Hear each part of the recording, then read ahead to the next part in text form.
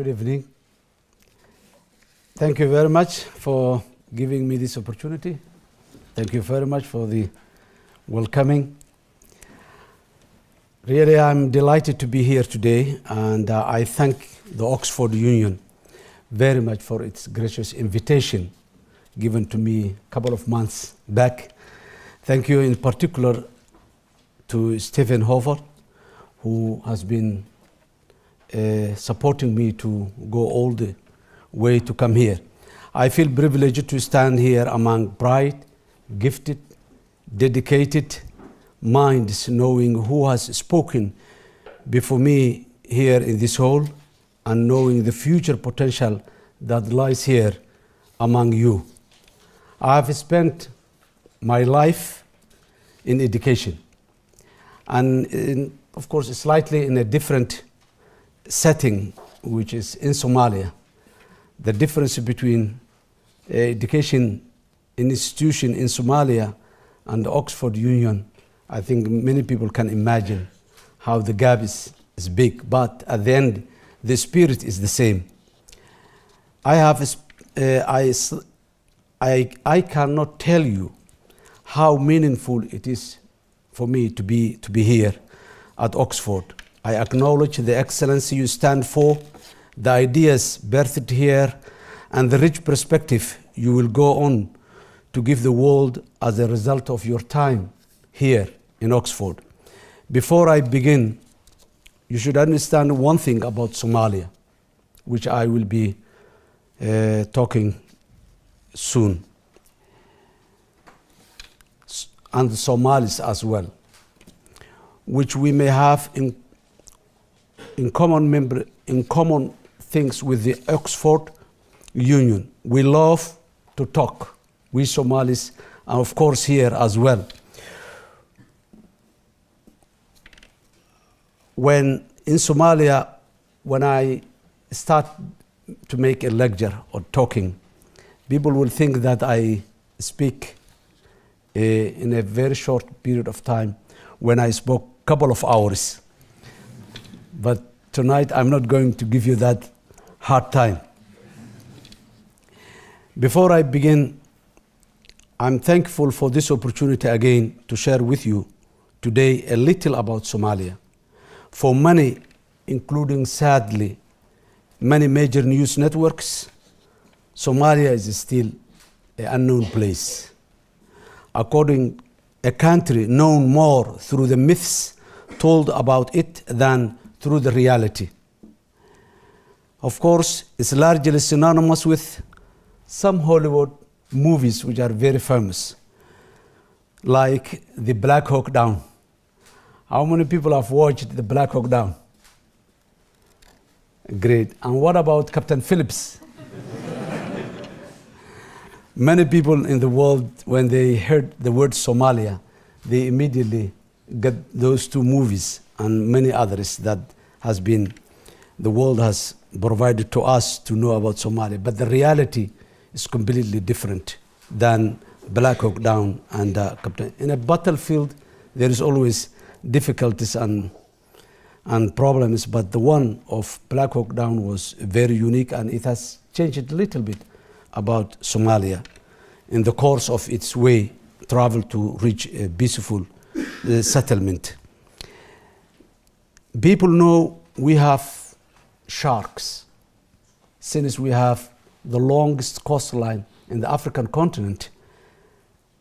Still, that's very famous, and you must have heard some international expatriates who lost some of their limbs in the coasts of Somalia where they were swimming in those beautiful beaches. Today, I hope to shift this perspective a little bit to incite your curiosity and perhaps apply a little what I have learned in my time as a teacher, as a researcher, as a civil society activist, and in more recently as the President of the Federal Republic of Somalia.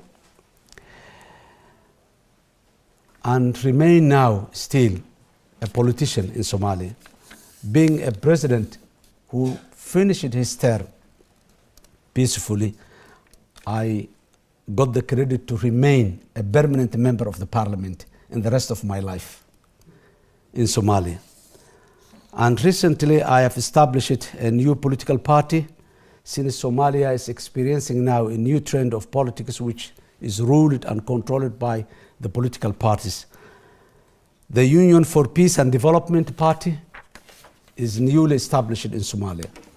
Let me now contextualize the realities in Somalia so that you can understand or you can shape your own imagination on Somalia. Let me contextualize the reality of Somalia in the first 2 decades of the 21st century. I will take 2 individuals. This is an imaginary history, but it's a reality in Somalia, the individuals I'm talking about. There were 2 brothers, one called it Ali and the other called it Abdi. One was 5 years old and the other one was 7 years old in 1991. That's the school going age mainly in Somalia. And in 1991 early was the time when the Somali state completely collapsed. There was fragile statehood that was going on for a couple of years, but in 1991, that was the time when the Somali state completely collapsed. Their parents, these 2 boys, when the collapse happened, took them to a very, very remote village where the parents originally come from. Hence, they didn't get any opportunity to go to school. They never went to school. And in 2012, both were 26 years and 28 years old, who grew up in that remote village. At that age, most probably they are fathers.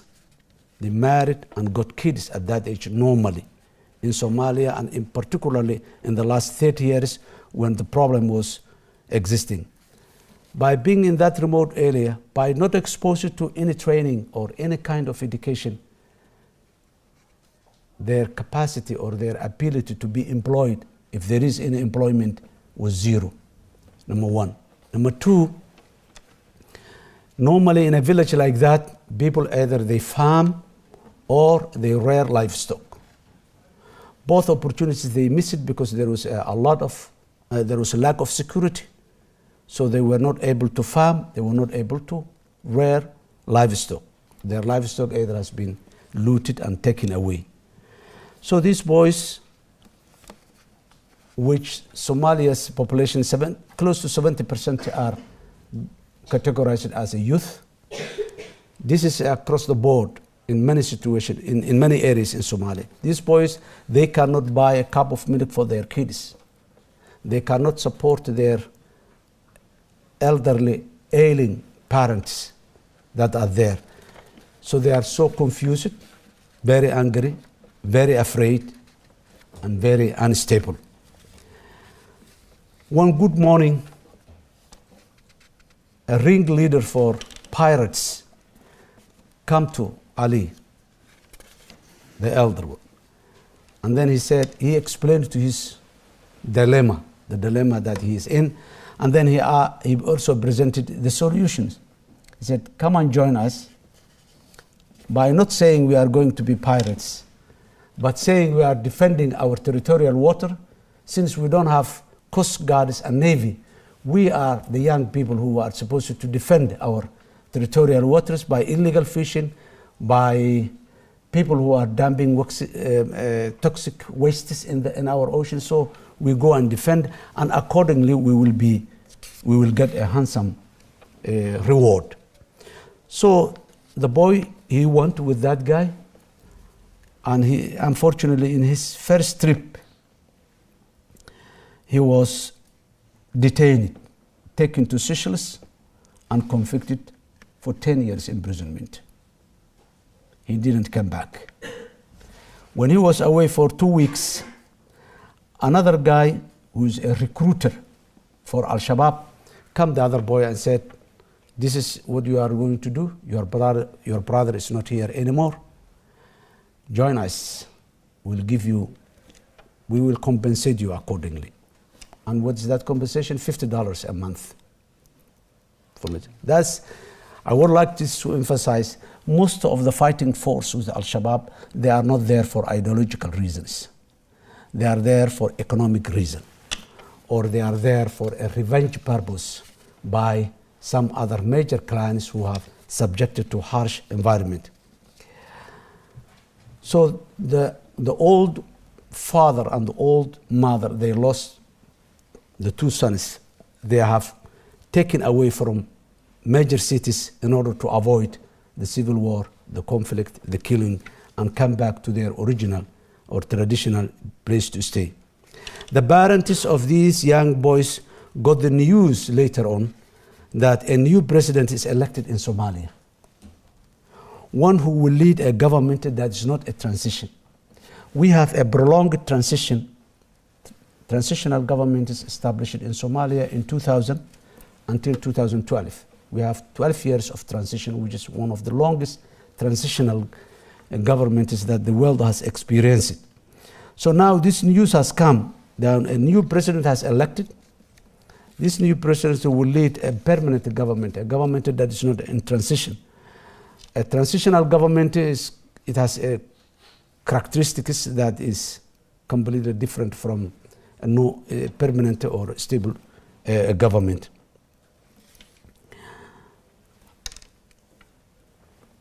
Their first prayer, the mother and the father, their first prayer was, of course, to see their sons again, hoping to go back to their home in the city where they left 22 years ago. For them, the election of the new president that leads a permanent government is a panacea for all their problems. That is the perception that has been developed in 2012. Now, and that was the time in September 2012 when I was elected as the president, the first president that leads a government that is not in transition. It's the first president that takes the full responsibility of building a functional state institutions that functions throughout the country. Now, let me set the scene for what was going to happen under my leadership. In 2012, let me take you as an example that you were elected as a president. You have never been president before, never been a minister before, never been a politician before. After 22 years of difficult environment, you become to be the first president to be elected after 10 years of civil war, after 12 years of successive transitional governments. The establishment of this permanent non-transitional government has taken the expectation of the people more than anything else. Now I want to, what was the real environment that president has come. The state revenue at that time was less than $60 million a year. The state revenue. To give you an idea of how far that money can be stretched to provide a useful services to the people is, you have only 2 pence to spend on education per child, to spend an education per school-aged child, 2 cents only per year you have. And you have millions of young kids who want to see school, which has never happened. The last time that public schools functioned was 1990. Since 2012, there has never been one single public school available to the poor people. There are private schools, those who can afford. But for the bulk of the people, the majority of the population, they don't have schooling at all. There are more than 100 clans in Somalia, each of whom thinks that Somalia should be governed by them. Clan X, Clan Y, Clan Z, each of them believes that I am the one who is supposed to govern Somalia. Much of the country in general thinks that half of Somalia is missing because of the colonial history of Somalia. Many Somalis believe that half of Somalia was lost during the colonial era, and now they are part of Kenya, or they are part of Ethiopia, or they are Djibouti. So we call it the 5 Somalis, which happened in the Scramble to Africa, the Berlin Conference of 1884, how Africa was divided. Unfortunately, Somalia was divided into zones of influence. So we have only 2 Somalis now constituting the Federal Republic of Somalia, but many people do believe that we lost 3 Somalis to this now. So there are people who are still fixed to that mentality. You have no federal institution. We have a constitution that indicates that Somalia is a federal state, the Federal Republic of Somalia.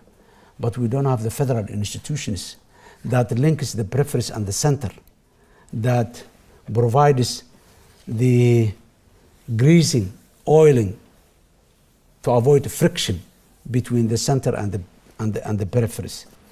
You have the legal code is largely written in Arabic or in Italian language.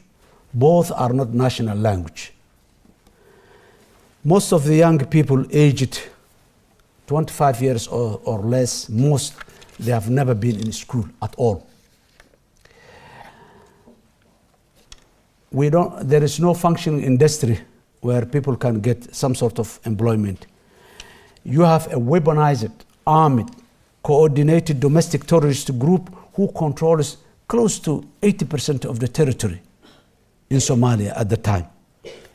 The international community finally has funds to spend in Somalia, but they don't want to actually come to Somalia, the real Somalia. They put a fence around the international airport with more than 24 troops from the African Union protecting them on their side of the fence and not on the other side. And a Somali to go into that fence, he has to get a permission. Otherwise, he cannot go in. Or the international community stays in Nairobi, almost a 3-hour flight with a lot of difficult immigration processes that goes there. So there is a distance between the Somalis and under this situation, the high expectation of millions like the parents I mentioned above, the question is, what are you going to do first? What is your priority? There is a long list of needs, and every need is priority. So deciding which to do, the first thing to do, is a big question. This may seem some sort of fictional story, but this was the truth of the situation when my colleagues and I formed the first government in 2012.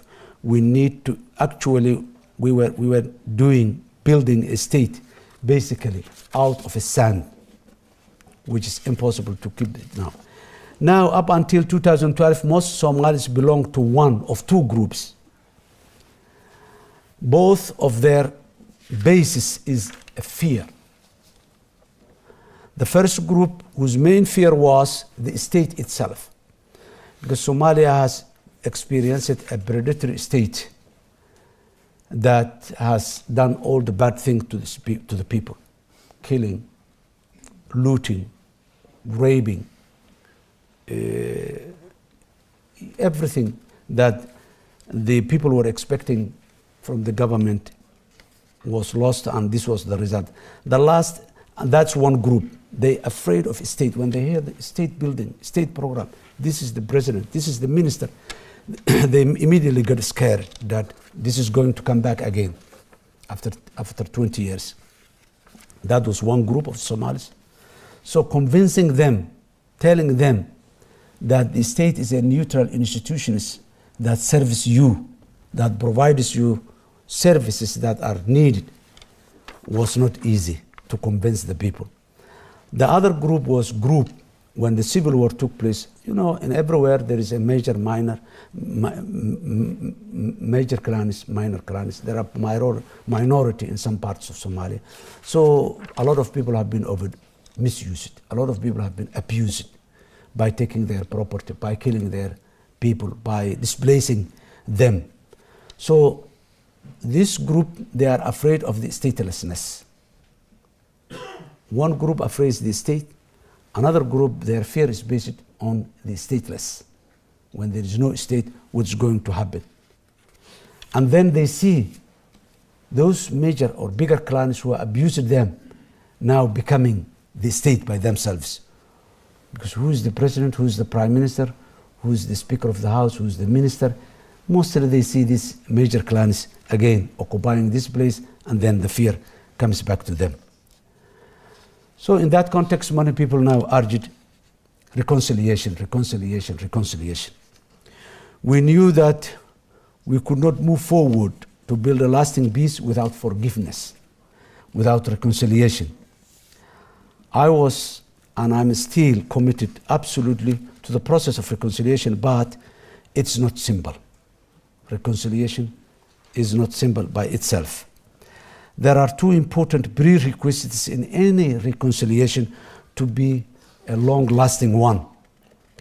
The first is to believe it is a process. If you consider the reconciliation, social reconciliation in particular, is an event that we get together, we hug each other, we said, I forgive you, and we leave, and that's it.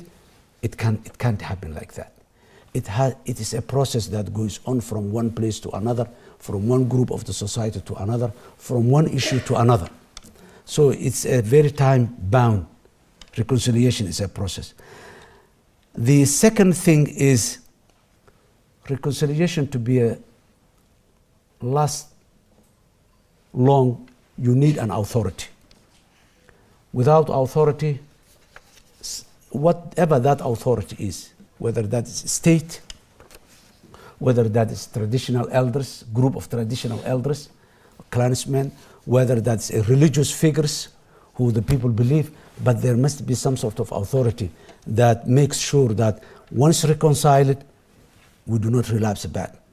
Here I'm giving another good experience that I was part of it in early times. In parts of central regions of Somalia, two neighboring clans were fighting each other. And that fight was extending some 400 kilometers, distance of 400 kilometers.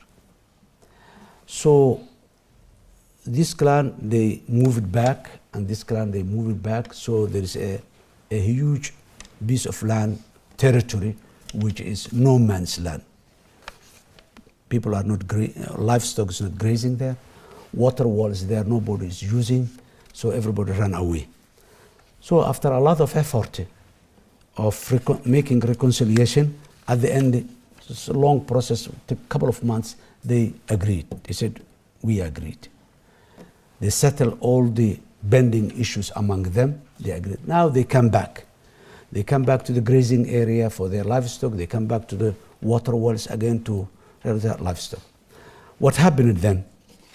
One young boy, he saw a man who he suspects that he was the person who killed his father. He killed the man, that young boy. In a modern world where there is a rule of law, we called that young boy a murderer. And we took him to the court of law. In that context, that boy is not he himself. It's Clan X who killed Clan Y. And the word immediately, it went virally, very far distances. Someone else was killed that part, another one was killed that part, the whole thing comes back again. Why? Because there is no authority that controls this thing and calls this man the murderer and takes him to the court of law. So again, it started the whole thing again from scratch, but this time it took less time. And so when you are making reconciliation, these are the two important things that you need to recognize it as a process, and there must be an authority. That authority not necessarily to be the state. It was clear to us that that point there was something missing in the toolkit that we're using. Yes, some toolkit will say you need reconciliation, you need forgiveness, you need so many things. But what's missing was that two important aspects. And above all, trust. How can you build the trust?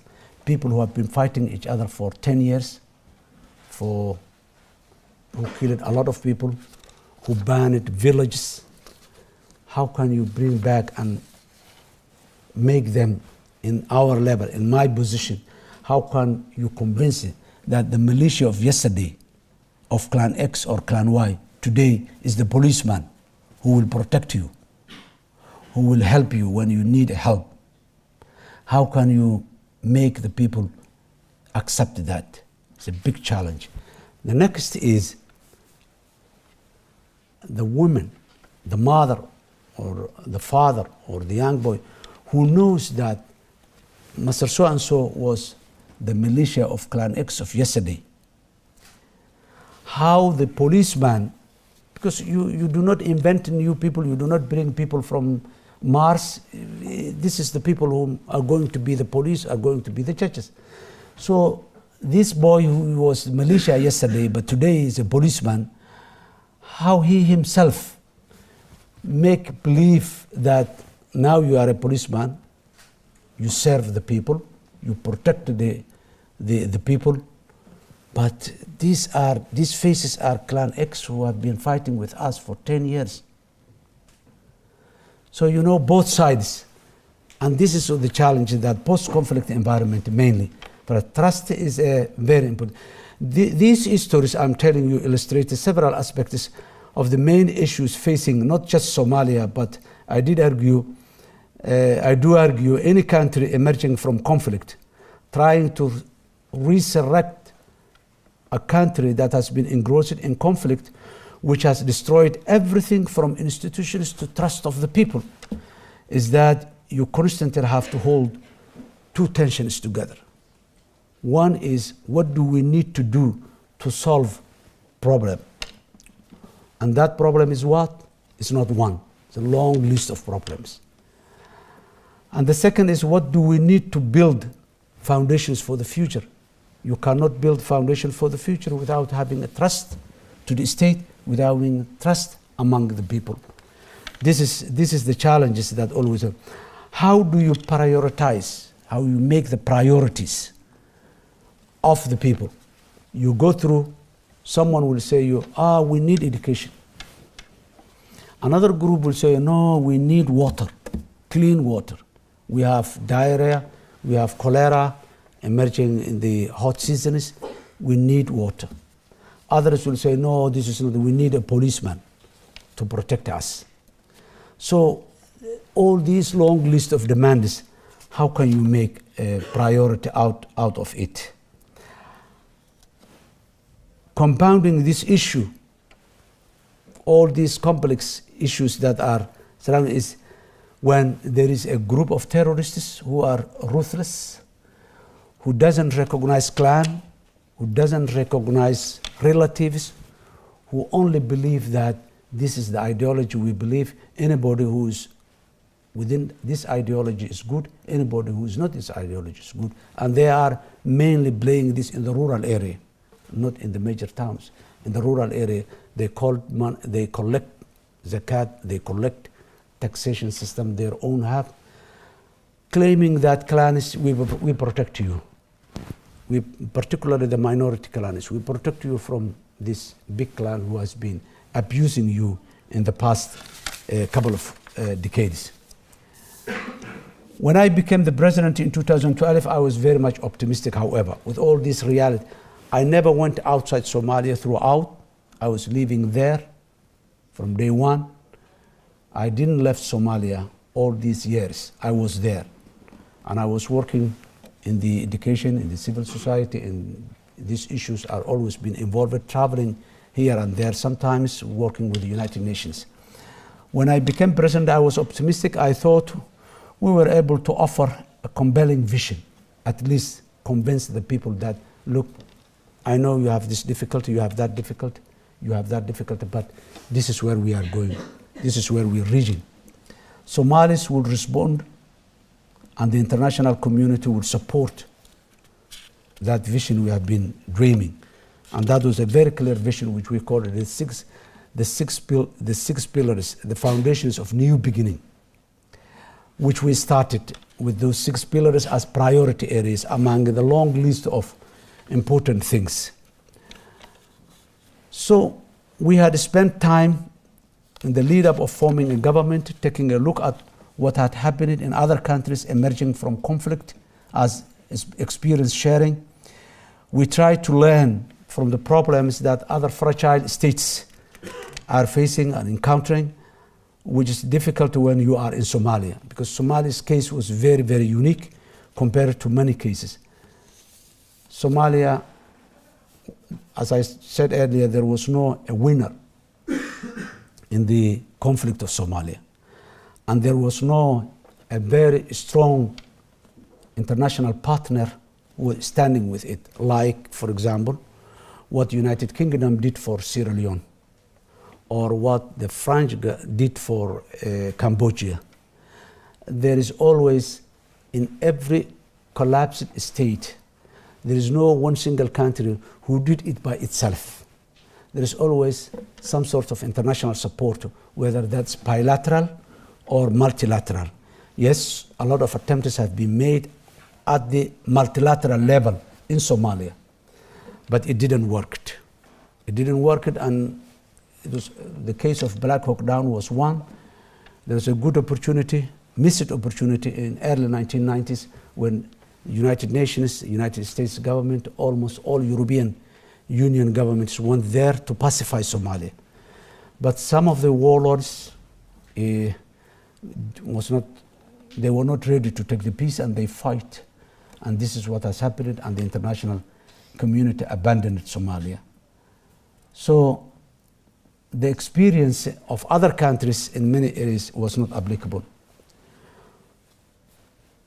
It turned out to be we were not the only ones with ideas of how best to start reestablish Somalia.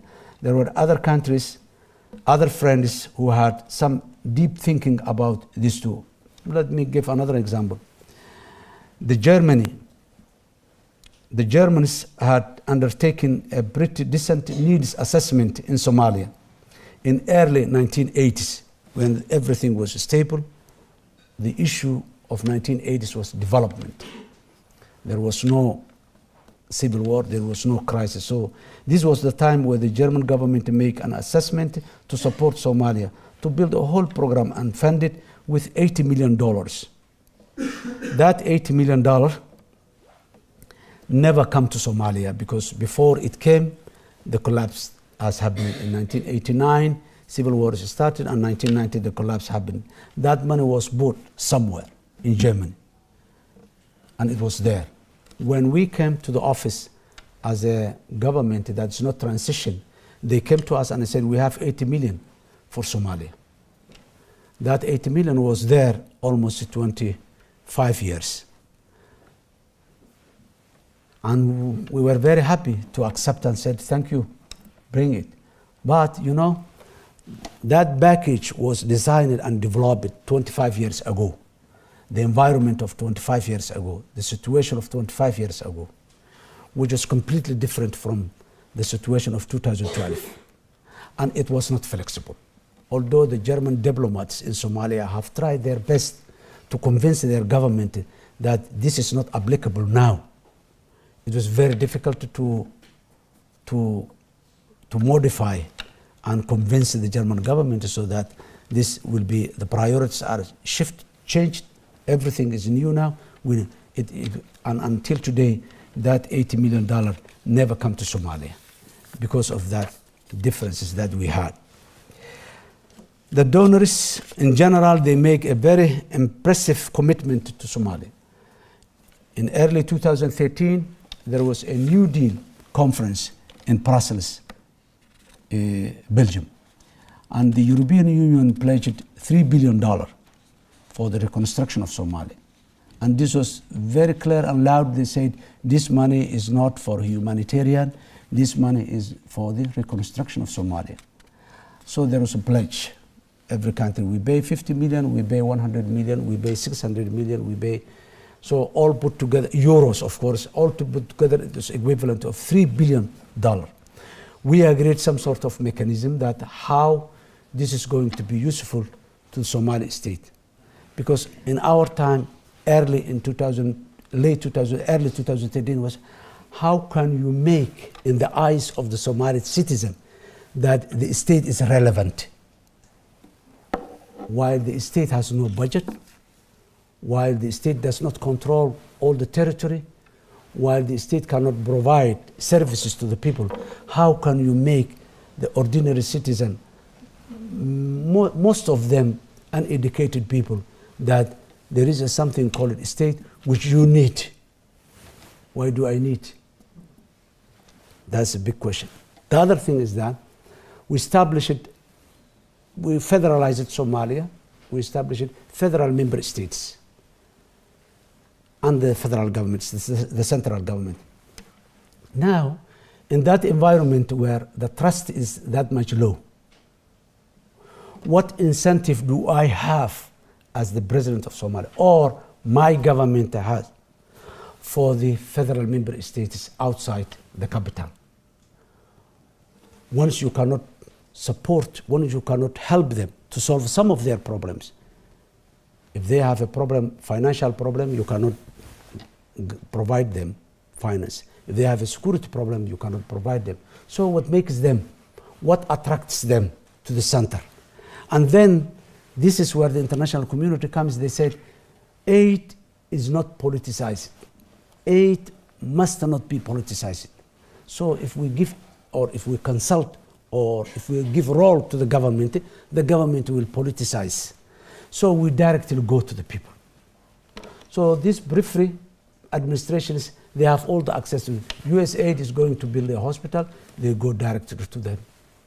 DFID wants to build a school, they go directly to them without passing through the federal government or the central government. So in the eyes of those people, what's the useful? Why do I need a central government that stays there in the capital, which cannot provide some of our needs? This was the problem. So the architect of international aid needs, according to our view, needs some sort of review. Many of those architects was developed after the Second World War. Decades have passed, situations have changed. Aid has been developed for less developed countries, fragile countries. But what about the post-conflict? People who have been fighting for decades, how can you sustain? So the international architect of aid and development both needs a very good review of it. Somalia was one of the best countries who have received the largest amount for the New Deal. In almost all post-conflict environment, there is a New Deal that have been pledged. And pledge and reality is completely different. Two different things. Somalia was one of the best we have because we received $8 to $12 million out of the amount that has been pledged into the government system, into the government treasury, into the government budget. That was there. The rest never come to the government budget. It has been given to the international NGOs, local NGOs, other multilateral, United Nations, other multilateral institutions, which has their own priorities, their own agendas, not the priorities of Somalia, not the priorities of the actual of the people. Every international NGO, every multilateral institution like United Nations agencies, UNICEF, UNDP, FAO, WHO, you name it, all of them, they have a global agenda, which sometimes is not compatible with the local agenda of the individual countries. So sometimes you get difficult. And then the voice of the post-conflict countries is not loud enough, but these agencies, they have bigger and bigger, and then sometimes it goes back as a diplomatic, and then you'll see many countries, many diplomats coming to you saying, how can you help, how can we help these people, while their leaders are not. We are not rejecting, but this is not the way. This is not the way was a big question that has been asked to many people. Development happened in many areas, but it happened not with the state in charge. It happens in some others, and when it happens outside the framework of the state, that development is not sustainable. The question of sustainable development now comes into. Everything is project. School is project, school is built, salaries are paid to the teachers and the administrators for a couple of years. When the project ends, the international community leaves, and the people who have been paid by them leaves as well. So the project will not be there anymore. With the critical countries like Somalia, the issue of legitimacy is another big question in the eyes of the ordinary citizens, as well as in the eyes of the, as well as in the eyes of the international community. I'm sure you read a lot in the books, what they call it, the sovereign gap. When you cannot provide yourself certain criteria, certain elements, when the state cannot provide certain services, then you are categorized as a country that has got a sovereign gap. And by having that itself again produces another effect which is very critical. Now please don't misunderstand me. I'm not, and I do not mean you to understand that the international community was either ill-intentioned or was not useful. They have provided, or they have not provided any benefits to the Somali people. No, far from it. The international community has also been very good in many ways. Without the support of the African Union mission in Somalia, we would not have reclaimed many territories from Al-Shabaab during my presidency in particular. Without the support of the World Bank, we would not have the post-public financial management system reform that we undertook during those years. Without the tireless effort and support of the DFID, the USAID, SIDA, GIZ, all of them, we would not have been able to respond during multiple drought, famine, flooding, all those emergencies that were happening. Without the support of those international agencies, it would have been very, very difficult. There are schools that are open. Sustainability, but all this is questionable, but there are very good number of schools that were opened because of the support of those international agencies. I'm also heartened by UNICEF, United Nations Children Fund, so opening an office in Mogadishu a couple of weeks, and their commitment to being on our side of the fence. They are coming outside the fence I was talking into the town, establishing their own office to support the schools. After 23 years in 2013, we established the first public school, a program we call it Go to School, where we have envisioned to bring back to this public schools 3 million students. Yes, it was not possible for 1 year, 2 year, 3 year, but we started. For the first time, the budget of the government in 2014, there were 1,500 primary school teachers in the budget and in the government salary, payroll, which was not there for over 23 years. We have reopened the first public university, Somali National University, after the collapse. That university has got 10 faculties, and they are giving free education to a couple thousand students inside Somalia. Schools, when I left the office, there were 250,000 students going to school, public schools, without paying a tuition fee at the end of the month. So things come, of course, millions of Somalis need schools and millions of Somalis need universities, but this was the beginning for getting there. So this was the support of the international community in many areas, but from less than $60 million, a budget of $60 million a year, the Somali government has got close to $300 million budget in 2017.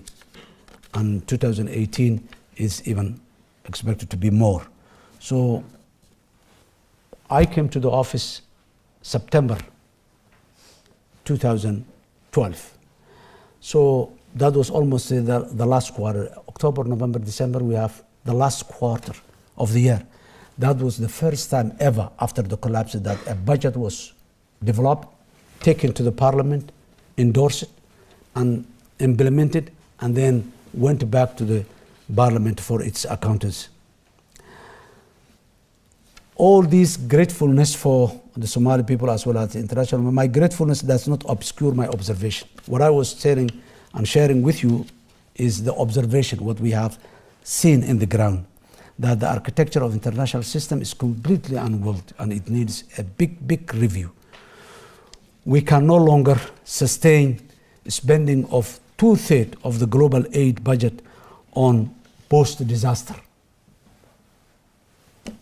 rather than adequately funding disaster mitigation before things happen, the disaster. How many millions have been spent when recently there was a tsunami and earthquake in Indonesia, and how much money the international community has spent in Indonesia for the mitigation of, because that's a country where earthquakes, tsunamis are always there. What is the mitigation mechanism in place before the disaster has happened? The speed of today's world renders its acute lack of flexibility and nimbleness acute. The boomerang nature of funding system, its reliance on of course, the Northern expertise, its homage to the Northern think tanks, reflecting Northern way of thinking only, is endless bureaucracy. None of these things are sustainable in the post-conflict environment, in the fragile states, in what we used to call sometime back the third world. If the international aid and democracy architecture is to survive, then it must be reshaped again. It must be reviewed. It must be redrawn in some aspects. First and foremost, of course, with Somalia in mind, what we need to see is a couple of things. Putting the why before the how. How we deliver, because as I said earlier, the international aid organizations, they have their own agenda when they're coming, global agenda. They want to implement that global agenda, whether it's in Somalia or Afghanistan or in Uganda or in whatever place. That international agenda they come with, without making it the real. So they immediately start, how can we implement? How can we do? Who's there? Who's there? Are there local NGOs there? Can we deal with them? How? So the question of how is always in their mind, without the question of why. Why do we do this? What are we expecting? What outcome are we going to? How do we measure those outcomes? And when you said what outcome do we need, then you are compelled to go to the ground and ask the people what is their priorities, what's their problems. So putting the why before the how is a serious challenge that international community has. The second is not trying to build space shuttle by redesigning old car. A fit, what fits in where and when is very important. A fit for purpose is essential. Each country has to be looked at through its own lenses. There is no one size fits all in this world today. Models from other countries can be useful, but they cannot be the one that you can just copy, replicate, do it like that. It doesn't work in that. We need to think more carefully about adapting for unique circumstances and investing time and resources into understanding what is there in the ground. what's missing, what's available in the ground. So that's also very, very important. Number 3 is allowing room to fail. If we want not to fail, and if we do expect that after 2 decades of conflict, everything will be perfect, transparent, accountable, democratic, it will be very, very difficult for anything to happen. So I do not advocate that a constant failure or failure at all, but there must be some level of tolerance acceptable. As far as we learn from our failure, failure is acceptable. As far as we accept, as far as we learn from the failure, as far as the failure is minimal, not most of the whole thing. There is an inherent risk in helping a country to stabilize itself. How many countries that we try to stabilize and then we make them even worse in many situations? Home countries' political will changes very quickly. In post-conflict environment, nothing is going to, it changes. So there's sometimes predictability, planning, all this is very difficult, not easy. Political cycles and upheavals are always there in that environment. So you need to be very flexible when you are supporting in a country like that situation. Coherence rather than competition. Many times the international NGOs or international organizations, because of security situation, they use local NGOs. And local NGOs, you do not expect from them, when they come to this village and they see that school is already built here, to go back and say, oh, the village, the school was built, so there is a school in the village that you were willing to, okay, bring the funds back, we will think something else. No, they will not. They will build another school there. Or they will build another school somewhere close to it, while maybe the next 100 kilometers there's no school at all. So how can we make how can we make the people or the organizations that are funding the support that they are sure that this is going to be the right place? So this is what makes this is very important, is the data. How much data are there? Particularly, governments, they cannot work without data. And there is no data. All the records have been destroyed during the civil war. There is no record in a place like Somalia. No record. There are only 2 institutions that their record was saved. One was the Somali police force, which their headquarters was not looted and taken. Everything was there, available. And the other one was the Minister of Foreign Affairs. That was the only 2 institutions that their records were intact after the Civil War. The rest, everything has been destroyed, either banned or looted or whatever. So we don't know. The government has the capacity to establish now the data center, National Data Center, and collected the data center. For 20 years, a lot of data can be collected, but there was no the means. But the internationals, when they realized that this is the case, now they go. Because, you know, the internationals, they have the financial capacity and they have the technical capacity. They can hire whatever capacity, local capacity was existing in the ground, while the government cannot hire, because the government has no funds to hire the best minds, the best brains available in the country.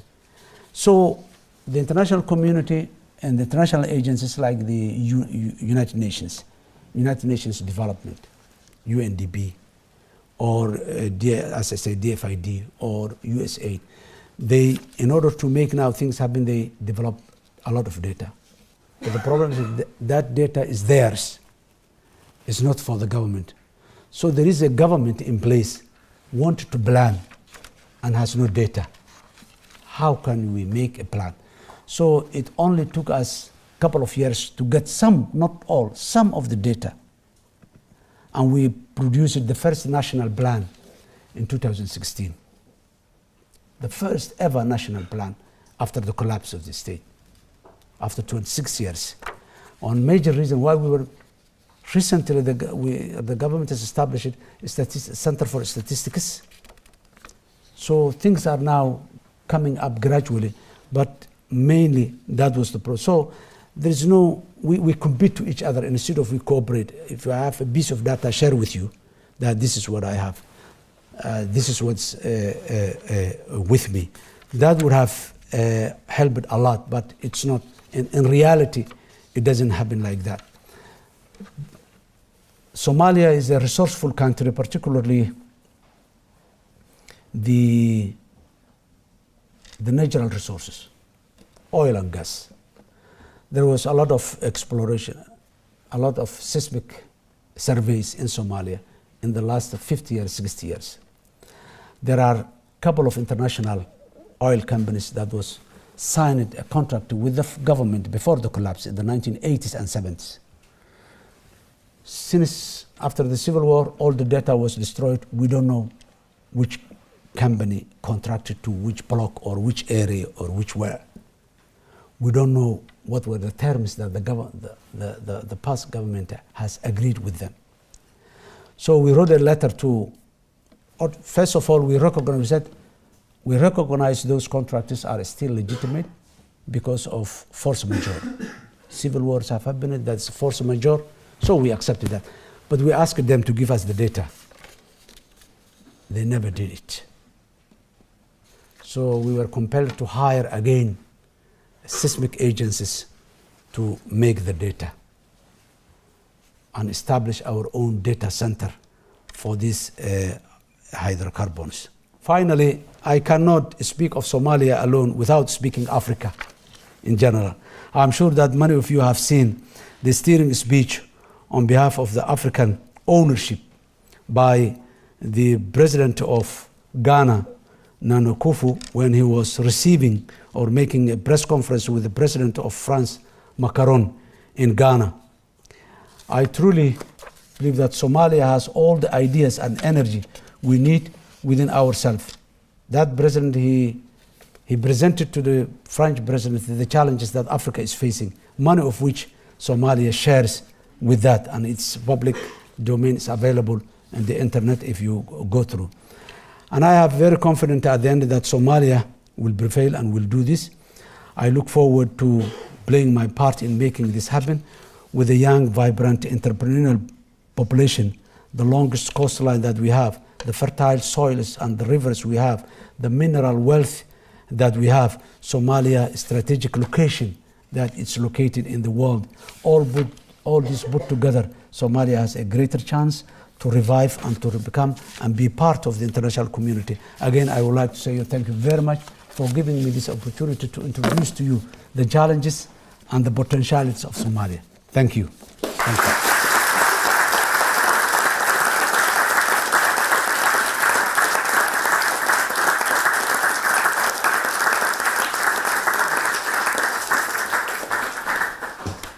Thank you. We'll just take one or two questions from the audience quickly before we have to go. I recognize the gentleman here in the grey jumper and the pink shirt. Looking at the long-term prospects for defeating Shabab, do you think that's something that can arise from endogenous strengthening as tribes reconcile, as the institutions deepen, or do you think ultimately you still need greater external support from the AU, from the UN? Okay, thank you. Thank you. Well, Al-Shabaab, as I said, is a phenomena that exists in Somalia. It's an ideological organization. Well, it's very difficult to defeat Al-Shabaab with conventional war. Not only Al-Shabaab, but any terrorist, local terrorists.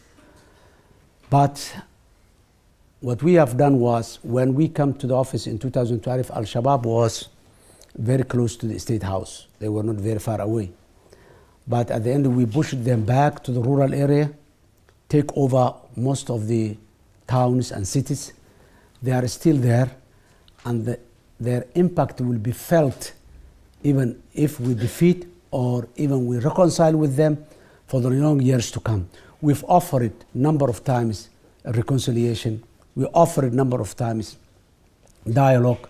But unfortunately, so far, they have not positively responded. But the reality, the experience shows us they cannot be defeated with a conventional war. Their capacity can be reduced their role can be reduced, but to eliminate them 100%, it won't be easy. It takes long years and it needs out-of-the-box thinking. Thank you. Thank you. Yes, taking one more. Yes, the gentleman over here. Thank you, Mr. President. Thank you very much for your time and for your update. Somalia officially became a federal government in 2012 after a new provisional constitution was adopted. And since then, the federalism appears to be central to Somalia. The word federal itself appears 710 times in Article 1 of the 2012 provisional constitution. And many Somalis, as you're aware, feel that the type of federalism being promoted in Somalia is a foreign initiative and it's being imposed rather than consented by the people. And it legitimizes territorial location for clan ownership, and it does not recognize concept of citizenship. One of the astonishing fallacy about the federalism in Somalia is that the claim that Somalis did not reconcile but agreed a collective on constitutional federalism, and many Somalis disagree about whether federalism is recipe for state building and peace building, and even whether such a system is practical or if federal. So my question is federalism in Somalia the best direction for states like Somalia, and is federalism solution for Somalia's prolonged problem? Thank you. Thank you. Well, you expressed some points very rightly. Somalia, you know, when there is a state in place, the state has to function according to the rules that have been put in place, according to the constitution that is in place. So the Somalis have agreed long time to be a federal country, federated country. Why the Somalis opted the federal system is a different question, but the reality is that Somalis have agreed to be the country to be federated, number one. Number two, geographically, when you talk about Somalia, if you talk about a particular area, region, district, whatever, indirectly you're talking about a clan. When you say region X, you're talking about clan X. Either one clan is in that region, or there are a couple of clans, but there is always one major clan who dominates the others. So geographically, it's there. Somalis, they live in that type of thing. So the only way to establish a federation was to say, in 1991, when the state was collapsing, there were 18 regions in Somalia. 18 regions. So the constitution says 2 or more regions, if they join together voluntarily, they can become a federal member state. 2 or more. So this was what would we come.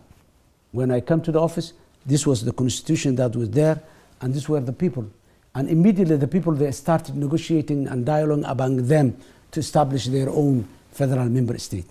So the government has no choice but to facilitate. Government has no choice but to facilitate technically, to facilitate seeking international support for that. So that was how it established it. I don't think that the federalism in Somalia is inherently bad, no. It all depends on how the leadership, how the vision of the leadership sees the federalism. We established the federalism, the federal member states, but the states are there, but they need some sort of capacitating. They don't have the capacity, they don't have the resources, they don't have, so many weaknesses are there. And that is the only way that the governance can be expanded throughout the country. Otherwise, if we say we remain central government that leaves from Mogadishu, expands itself from Mogadishu all the way to the 637,000 square kilometers of Somalia, one of the reasons, Al-Shabaab is an ideological organization. And ideology has no citizenship and has no territory. Why Al-Shabaab is Somali?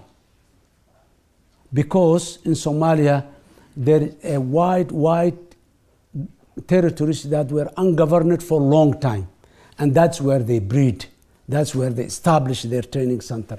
That's where they established bomb-making factories. That's where they established everything. So in order to fill the gap, the best option was to make the federal state, member states establish it in different. Today, there is a responsibility, someone who is responsible every single inch of territory in Somalia. Yes, that someone has no capacity, we can say. That someone does not control everything, we can say. But there is someone to call and say what's going on there. Before, it was not there. 2,000 kilometers away from Mogadishu. What can you do without having someone there? And shall we?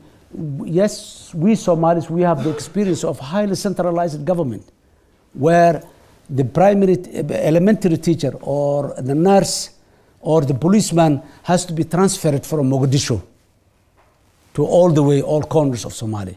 That era has gone now. People has to decide their own self. The people have to have the say on their own destiny. Where are they going? So, and that's the only way to, the only available platform was the federalism. Yes, decentralization, other ideas are there, but this is what the people have agreed long time. And there is no reason now that the Somali people will now agree that we don't want federalism.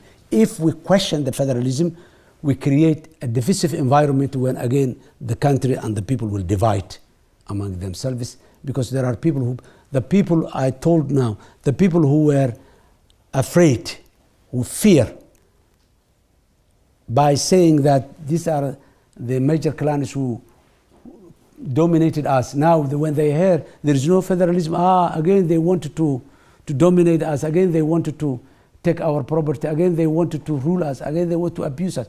So the only thing that the country can come back now, after another 50 years, what's going to happen is completely something else.